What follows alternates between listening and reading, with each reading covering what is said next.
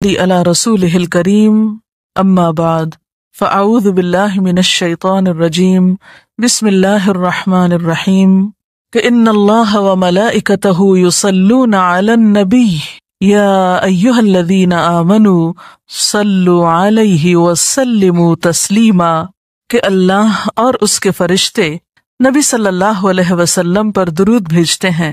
اے لوگو جو ایمان لائے ہو تم بھی ان پر درود و سلام بھیجو۔ تو رسول اللہ صلی اللہ علیہ وسلم کے ذکر کا، آپ کی یاد کا بہترین طریقہ آپ پر درود بھیجنا ہے، آپ کے لیے دعائے رحمت کرنا ہے۔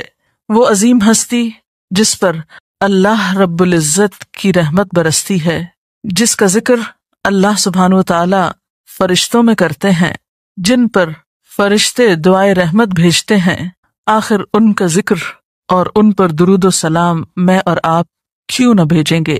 آپ صلی اللہ علیہ وسلم پر درود بھیجنا خود ہمارے اپنے لیے باعث سعادت ہے، باعث رحمت ہے۔ آپ صلی اللہ علیہ وسلم اس کے محتاج نہیں۔ مشرق ہو یا مغرب، شمال ہو یا جنوب، دنیا کے گوشے گوشے میں آپ کا ذکر خیر ہو رہا ہے، دن رات، آذانوں میں، نمازوں میں، جہاں جہاں آپ کا نام لیا جائے۔ لیکن اگر ہم درود شریف پڑھتے ہیں تو اس کا فائدہ خود ہم ہی کو پہنچتا ہے، ہمارے اپنے لیے باعث رحمت ہے، تمام غموں، دکھوں، تکلیفوں، مصیبتوں اور پریشانیوں سے نکلنے کا راستہ ہے، درجات کی بلندی کا ذریعہ ہے۔ رسول اللہ صلی اللہ علیہ وسلم نے فرمایا، جس نے مجھ پر ایک بار درود بھیجا اللہ تعالیٰ اس پر 10 مرتبہ رحمتیں نازل فرمائے گا۔ ایک بار درود پڑھنے کا اجر و ثواب، اس کے 10 گناہ معاف فرمائے گا، یعنی صرف 10 رحمتیں نہیں، 10 گناہوں کی بخشش بھی ہوگی اور 10 درجے بلند فرمائے گا، یعنی درجات کی بلندی بھی۔ اسی طرح درود شریف آپ صلی اللہ علیہ وسلم سے قربت کا ذریعہ بھی ہے۔ حدیث پاک میں آتا ہے، قال رسول اللہ صلی اللہ علیہ وسلم اول الناس بی یوم القیامت اکثرهم علی صلاۃ، قیامت کے روز مجھ سے سب سے زیادہ قریب لوگ وہ لوگ ہوں گے جو دنیا میں سب سے زیادہ مجھ پر درود بھیجنے والے تھے، یعنی قیامت کے دن آپ کا قرب بھی درود شریف کی وجہ سے نصیب ہوگا۔ پھر اسی طرح اگر انسان کوئی اور دعا نہ بھی کر سکے، غم، دکھ اور تکلیف کی حالت میں صرف درود شریف بھی پڑھتا رہے تو اسے ساری دعاؤں سے کفایت کر جائے گا۔ ایک حدیث میں آتا ہے، حضرت ابی بن کعب رضی اللہ تعالی عنہ کہتے ہیں کہ میں نے آپ صلی اللہ علیہ وسلم سے عرض کیا، اے اللہ کے رسول صلی اللہ علیہ وسلم، میں آپ پر کثرت سے درود بھیجتا ہوں، یعنی بہت زیادہ آپ پر درود بھیجتا ہوں، اپنی دعا میں سے کتنا وقت میں درود کے لیے وقف کروں، یعنی جتنی میں دعائیں مانگتا ہوں ان میں سے کتنے وقت کے لیے درود پڑھا کروں، یعنی آپ پر دعائے رحمت بھیجوں یا آپ کے لیے دعائے رحمت کروں۔ درود کا مطلب یہی ہوتا ہے۔ تو آپ صلی اللہ علیہ وسلم نے فرمایا، جتنا تو چاہے۔ کہتے ہیں کہ میں نے عرض کیا، کیا 1/4 وقت صحیح ہے؟ 1/4؟ آپ نے فرمایا جتنا تو چاہے، لیکن اگر اس سے زیادہ کر لے تو تیرے ہی لیے بہتر ہے۔ میں نے عرض کیا، آدھا وقت مقرر کر لوں؟ آپ نے فرمایا جتنا تو چاہے، لیکن اگر اس سے زیادہ کر دے تو یہ تیرے ہی لیے بہتر ہے۔ میں نے عرض کیا، 2/3 مقرر کر لوں؟ آپ نے فرمایا جتنا تو چاہے، لیکن اگر زیادہ کرے تو تیرے ہی لیے بہتر ہے، یعنی تجھی کو اس کا فائدہ ہوگا۔ میں نے عرض کیا، میں اپنی ساری دعا کا وقت درود کے لیے وقف کرتا ہوں، یعنی جتنی دیر میں اور دعائیں مانگتا ہوں وہ سارا وقت صرف آپ کے اوپر درود بھیجنے کے لیے وقف کر دیتا ہوں۔ اس پر آپ صلی اللہ علیہ وسلم نے فرمایا، پھر تو یہ تیرے سارے دکھوں اور غموں کے لیے کافی ہوگا اور تیرے گناہوں کی بخشش کا باعث ہوگا۔ گویا اگر کوئی شخص دعا نہ بھی مانگ سکے، ایسا بعض اوقات انسان کی ڈپریشن، غم، دکھ، تکلیف اور پریشانی کی وجہ سے ایسی حالت ہو جاتی ہے کہ انسان اپنے آپ کو بھی بھول جاتا ہے، اسے کوئی راستہ نظر نہیں آتا، اسے سمجھ ہی نہیں آتا کہ وہ مانگے بھی تو کیا مانگے۔ بعض مسائل زندگی میں ایسے ہوتے ہیں، بعض پریشانیاں اس طرح انسان پہ آ پڑتی ہیں کہ انسان ہوش و حواس کھونے لگتا ہے۔ ایسے میں اسے کہاں یاد رہے گا کہ وہ کیا مانگے اور کیا نہ مانگے؟ تو ایسی صورت میں درود شریف اس کے لیے سارے غموں، دکھوں اور تکلیفوں سے نجات کا ذریعہ بن جائے گا۔ پھر آپ دیکھیے کہ آپ صلی اللہ علیہ وسلم پر درود بھیجنے والے کے لیے اللہ تعالی کی طرف سے سلامتی کا وعدہ ہے۔ حضرت عبد الرحمن بن عوف رضی اللہ تعالیٰ عنہ فرماتے ہیں کہ رسول اللہ صلی اللہ علیہ وسلم ایک روز گھر سے نکلے اور کھجوروں کے ایک باغ میں داخل ہوئے۔ صحابہ کرام ساتھ تھے اور وہاں آپ نے بہت طویل سجدہ کیا، دیر تک سجدے میں پڑے رہے، حتیٰ کہ مجھے اندیشہ ہوا کہ کہیں اللہ تعالیٰ نے آپ کی روح تو نہیں قبض کر لی، یعنی اتنی دیر ہو گئی ہے سجدے میں، اتنا لمبا سجدہ ہے اور آپ اٹھ ہی نہیں رہے، خیریت تو ہے؟ یعنی ان کو فکر لاحق ہوئی۔ تو حضرت عبد الرحمن بن عوف کہتے ہیں کہ میں رسول اللہ صلی اللہ علیہ وسلم کی طرف دیکھ ہی رہا تھا کہ آپ نے سر اٹھایا، یعنی جب میری فکر سے یہ حالت تھی تو آپ نے سر اٹھا دیا اور فرمایا کیا بات ہے، کیوں پریشان ہوں؟ میں نے اپنی فکر کا ذکر کیا، بات بتائی تو آپ نے فرمایا کہ جبریل علیہ السلام نے مجھ سے کہا ہے کہ اے محمد صلی اللہ علیہ وسلم، کیا میں آپ کو ایک بشارت دوں، ایک خوشخبری نہ دوں؟ اللہ کریم فرماتا ہے جو شخص آپ پر درود بھیجے گا میں بھی اس پر رحمت نازل کروں گا، اور جو آپ پر سلام بھیجے گا میں بھی اس پر سلام بھیجوں گا۔ گویا جو شخص رسول اللہ صلی اللہ علیہ وسلم پر سلام بھیجتا ہے، جواب میں اس کے لیے اللہ کا سلام آتا ہے۔ اس سے بڑھ کر انسان کے لیے سعادت اور خوش قسمتی کی اور کیا بات ہو سکتی ہے؟ پھر یہ کہ درود شریف نہ صرف یہ کہ دنیا میں انسان کے لیے فائدے کا باعث ہے، بلکہ آخرت میں انسان کے لیے شفاعت کا ذریعہ بھی ہے۔ درود شریف پڑھنے والوں کو نبی صلی اللہ علیہ وسلم کی شفاعت نصیب ہوگی۔ آپ نے فرمایا جس نے 10 مرتبہ صبح و شام مجھ پر درود بھیجا اسے قیامت کے دن میری شفاعت حاصل ہوگی۔ اب یہ کہ اگر زیادہ وقت نہ بھی ملے تو 10 دفعہ درود شریف پڑھنا آخر کیا مشکل ہے کہ اتنی دیر لگ جائے گی، لیکن اس کا اجر و ثواب اور اس کا فائدہ کس قدر ہے۔ پھر اسی طرح درود شریف دعاؤں کی قبولیت کا ذریعہ بھی بنتا ہے، یعنی اگر دعا کرنے سے پہلے درود شریف پڑھا جائے اللہ تعالیٰ کی حمد و ثنا کے بعد تو اس سے دعا کی قبولیت میں اضافہ ہوتا ہے۔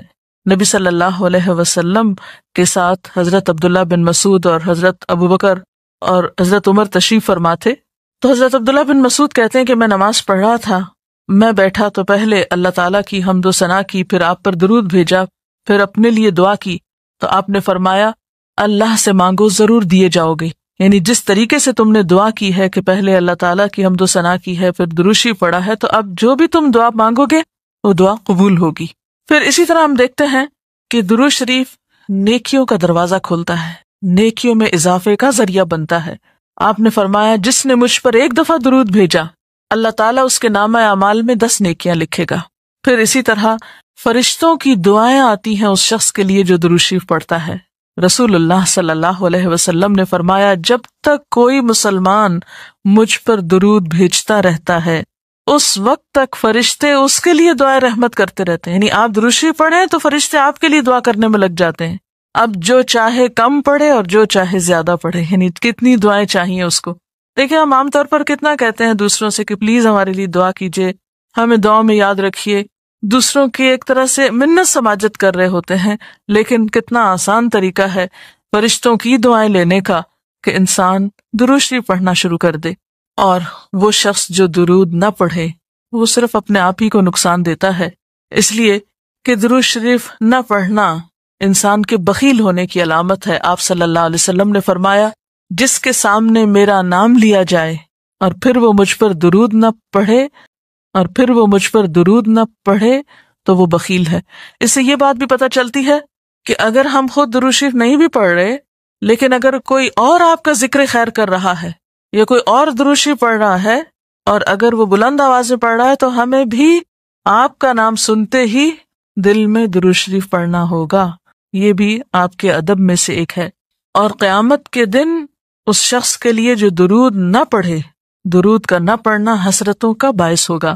حضرت ابو ہریرہ رضی اللہ تعالی عنہ کہتے ہیں کہ رسول اللہ صلی اللہ علیہ وسلم نے فرمایا جس مجلس میں لوگ اللہ کا ذکر نہ کریں، یعنی اکٹھے ہوئے ہیں دنیا بھر کی باتیں کی لیکن اللہ سبحانہ و تعالیٰ کی کوئی بات نہیں کی، اور نبی صلی اللہ علیہ وسلم پر درود نہ بھیجیں، یعنی نہ تو اللہ کا ذکر کیا اور نہ ہی آپ پر درود بھیجا، وہ مجلس قیامت کے دن انسان کے لیے حسرت کا باعث ہوگی، انسان اس پر پچھتائے گا، خواہ وہ اپنے نیک اعمال کے بدلے میں جنت میں چلا ہی جائے۔ یعنی ایک شخص جنت میں بھی پہنچ گیا لیکن اس کو ایسی مجلسوں پر حسرت ضرور ہوگی جس میں اس نے اللہ کا ذکر اور رسول اللہ صلی اللہ علیہ وسلم پر درود نہ بھیجا ہوگا۔ اور اگر دیکھا جائے تو انسان کے اعمال میں ایسی کوتاہی اور غفلت بسا اوقات جنت سے محرومی کا سبب بھی بن جاتی ہے۔ آپ صلی اللہ علیہ وسلم نے فرمایا جو مجھ پر درود پڑھنا بھول گیا اس نے جنت کا رستہ کھو دیا، یعنی جس نے اتنی غفلت برتی کہ کبھی آپ کا ذکر ہی نہیں کیا اور کبھی آپ کے لیے دعا ہی نہیں کی اور کبھی آپ کے لیے درود ہی نہیں پڑھا، تو اس نے اپنے لیے کیا کمایا۔ تو ہمارے لیے دن میں بے شمار مواقع ایسے ہوتے ہیں کہ جس میں ہم درود شریف پڑھ سکتے ہیں۔ سب سے پہلا موقع تو خود نماز کا موقع ہے، اس وقت تک نماز مکمل نہیں ہوتی جب تک ہم اس میں درود شریف نہیں پڑھتے۔ پھر اسی طرح عام نمازوں کے علاوہ نماز جنازہ میں بھی درود شریف پڑھا جاتا ہے۔ پھر اذان کے بعد درود شریف پڑھا جاتا ہے۔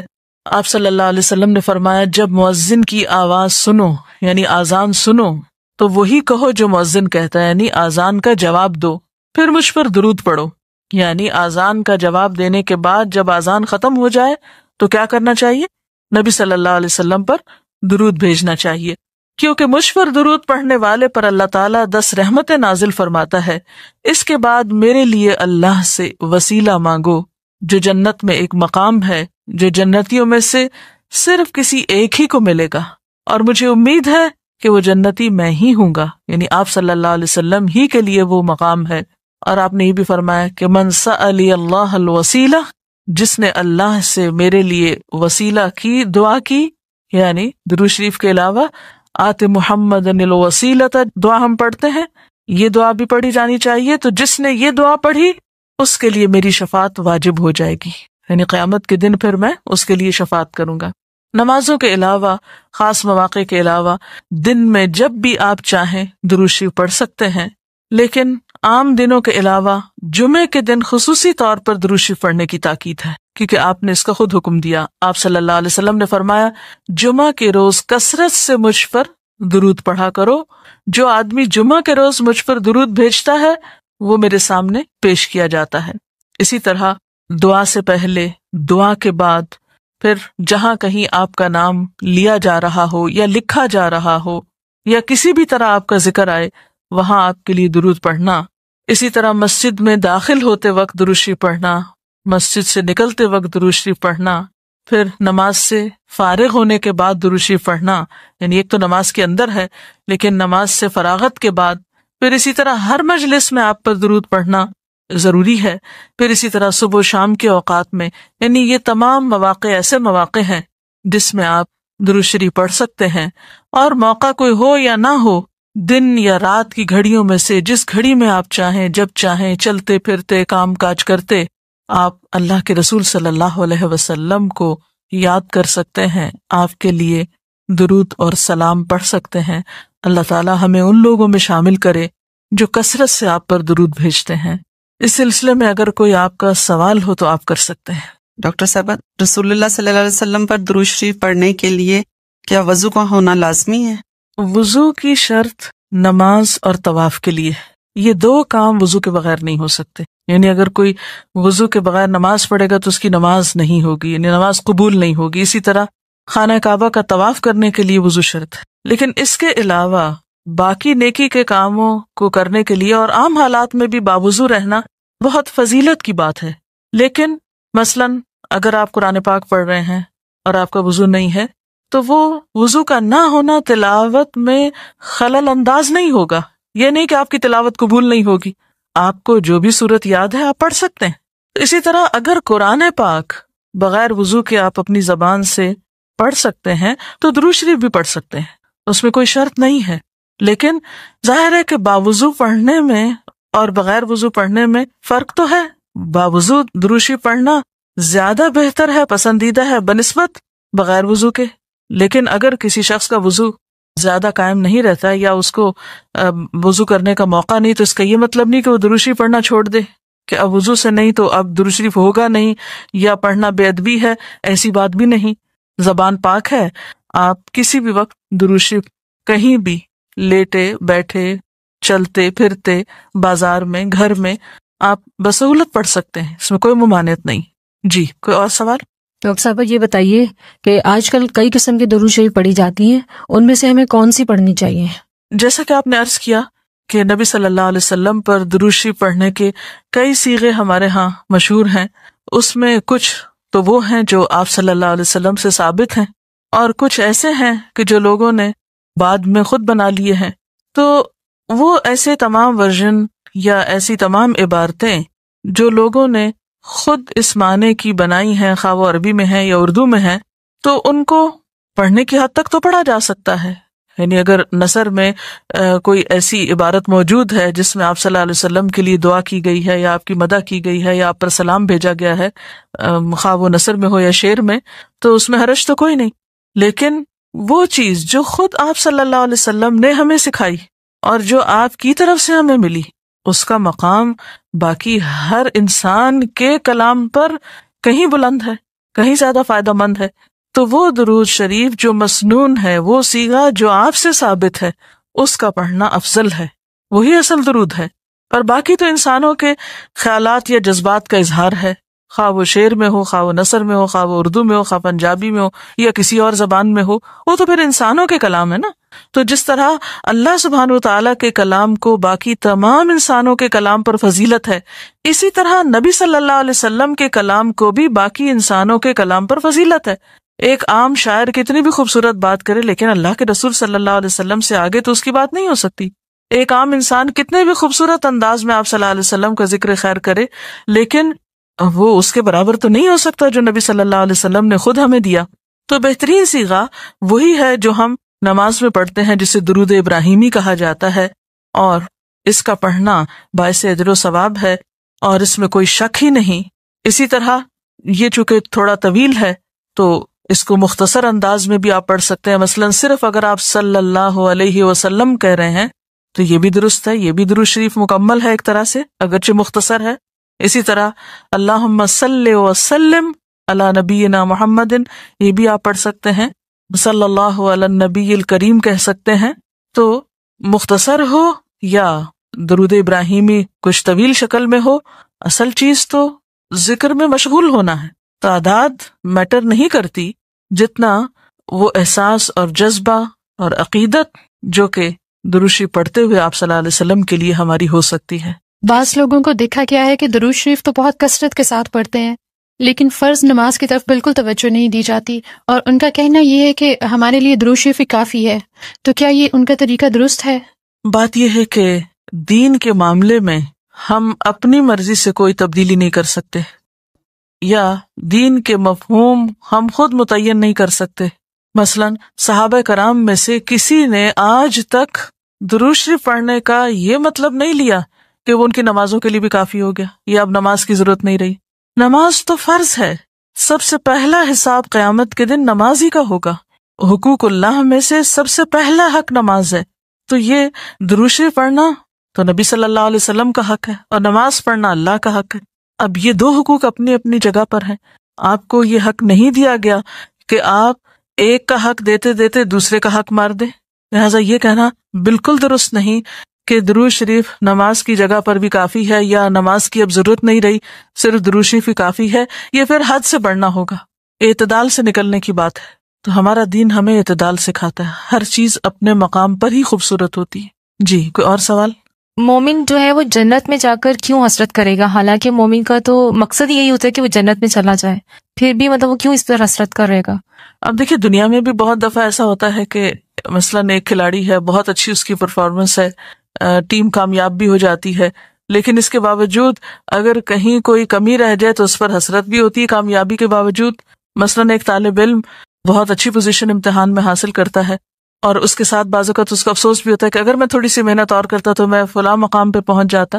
تو اسی طرح اگرچہ جنت میں جا کر انسان بہت خوش اور مطمئن ہوگا، لیکن اس کے ساتھ ساتھ اس کو اپنی کوتاہیوں یا اپنے کچھ فرائض کے بارے میں برتی غفلت پر افسوس بھی ہوگا اور حسرت بھی ہوگی. اور اس وقت انسان چاہے گا کہ کاش میں اس وقت کو اس طرح استعمال نہ کرتا، اس سے بہتر کاموں میں کرتا. اور ان میں سے ایک درود شریف میں کوتاہی ہے.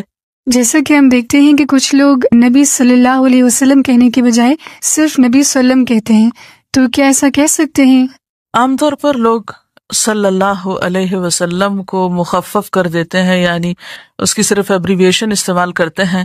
میرے خیال میں ایسا کہنا درست نہیں. جہاں سلم کہا جا رہا ہے وہاں صلی اللہ علیہ وسلم کہنے میں کتنی دیر لگتی ہے. میرا خیال ہے کہ سب سے آسان کام زبان استعمال کرنا ہے. دنیا کی باتوں میں ہم کبھی نہیں تھکتے. لمبی لمبی گفتگویں، ایک بات کو بار بار کرنا ہماری عام عادت میں شامل ہوتا ہے. لیکن جہاں ایسے کلام کی بات آتی ہے کہ جس کے ایک دفعہ ادا کرنے سے 10 رحمتیں ہم پر آتی، وہاں ہم بخل کر جاتے ہیں. تو سلم کہنے کے بجائے صلی اللہ علیہ وسلم